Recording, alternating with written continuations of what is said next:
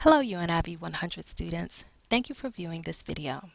We know it is out of the norm for you to view a video in preparation for an in-class lecture. However, history has shown that due to the limited in-class time to practice the concepts presented in this lesson, students struggle to fully understanding the importance of selecting and scheduling courses to meet graduation requirements. This video lecture will replace the standard in-class lecture, allowing for more time on Friday for activities and practice. Make sense? Good, let's get started. As we do with any lecture, let's review the goals of this lesson. After reviewing this video, we believe you should be able to correctly identify the general education requirements necessary for graduation with 90% accuracy within a 5-minute time frame. What does this mean? In short, there will be a quiz to see if you're paying attention to the content covered in this video. Additionally, you should be able to work in teams to resolve challenges associated in identifying courses that meet general education requirements necessary for graduation. We have added a scenario activity to Friday's class time in which you will work in teams to provide course selections and rationale to scheduling options. The next two objectives are similar. However, the first one, students will be able to chart the first 2 years of course selections that meet the general education requirements necessary for graduation with 100% accuracy, will take place during in-class time, opposed to the fourth objective, in which students will be able to chart the second 2 years of course selections that meet major requirements with 100% accuracy, which will take place out of class.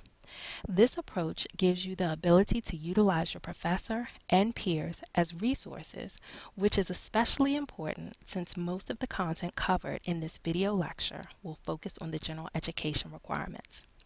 That brings us to the last objective of this lesson, which is your ability to explain the rationale you use to select courses to meet general education and major requirements necessary for graduation with 100% accuracy in answering associated mid-semester journal entry questions. Hopefully you have read the syllabus and understand the requirements of Journal 4 mid-semester check-in. If you have, then you know that 15% of your journal grade is based on your ability to synthesize the following questions. Why is the development of the 4-year course plan necessary and/or important? What strategies did you use to identify and select courses you included in your 4-year plan? How did your strategies change when identifying and selecting courses for major requirements opposed to general education requirements? And how will you use what you have learned about identifying and selecting courses in the future? It is a good idea to keep these questions in mind as you view the rest of this video, as well as work through the in-class activities on Friday. Now let's discuss why this process is important. Recent reports offer a bleak picture for college graduates when it comes to traversing life beyond the walls of higher education. With the changes in federal aid and loan repayment options, it is imperative that students entering college do so with a plan to ensure two things. One, students' course plans should ensure classes they are taking meet graduation requirements.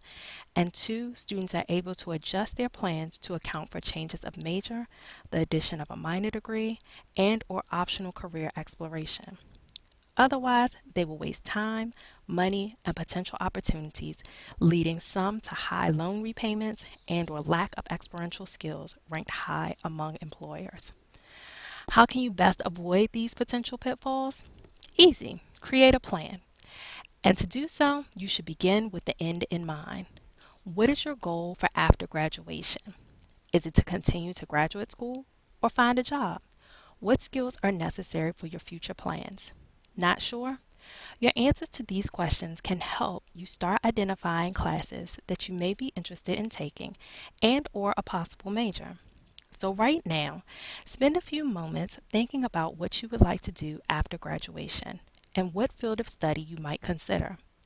When you are ready, visit the university's website and search for the graduation requirements for your identified major. This may seem backwards considering your first few semesters will focus on fulfilling general education requirements. However, some majors actually provide a list of recommended general education classes that support intended majors.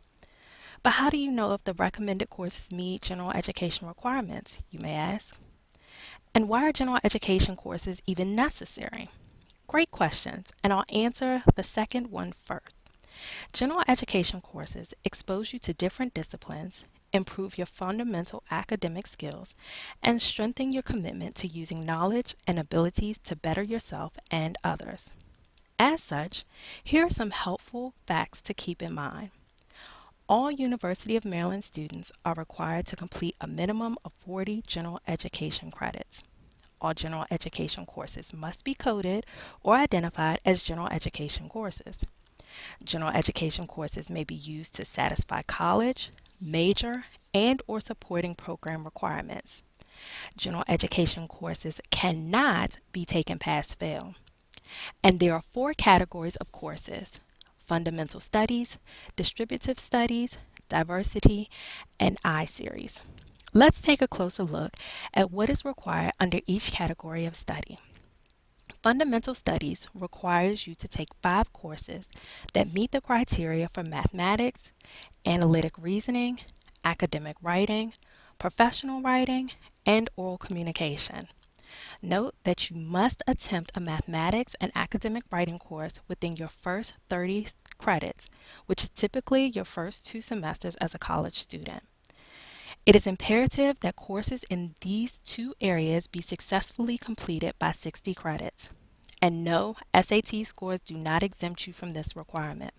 Although advanced placement and or international baccalaureate exams may, but only for these 2 requirements. Please refer to the undergraduate catalog for exemption information. The next category of general education courses fall under distributive studies. This requires the completion of 8 classes, 2 in natural sciences, one of which must be a lab, 2 history and social science courses, 2 humanities courses, and 2 scholarship and practice courses. Note that only 1 scholarship and practice class can count towards a major requirement. The next 2 categories are a little tricky in that some diversity courses can count for both understanding plural societies or cultural competencies and I-series. It is important to check the General Education Code to see which of these courses provide this opportunity. Otherwise, 2 diversity courses are required, either both falling under the Understanding Plural Societies, or one from Understanding Plural Societies and one from Cultural Competencies. Additionally, 2 I-series courses are also required if not double counted with diversity courses. Make sense? Hopefully, understanding the general education requirements was not too confusing. Our best advice to really understand the process of selecting and planning classes is to start practicing. If you watch this video straight through, go back and take the recommended steps of starting with the end in mind. Also, identify a major and see if they offer recommended general education courses. And lastly, familiarize yourself with the general education requirements and then begin reviewing the classes offered under each category. Doing these things in advance of Friday will only ensure your in-class time is further used to enhance your understanding of the concepts, opposed to learning the basics. However, if you find yourself a little lost right now, here are a few resources that may help. A copy of this chart will be provided for you on Friday, as well as hyperlinked in Canvas. Also, reviewing the Office of Undergraduate Studies General Education Programs and Requirements website and Schedule of Classes website may answer lingering questions. Then too, a review of this video a second, third, and or fourth time may also bring to light answers to questions you may have missed in viewing this video the first time. If that still doesn't do it, bring all the questions you are unable to find answers to using these resources to class on Friday, and we will have a brief discussion on the video's content after the quiz and before the scenarios. And with that, thanks for watching.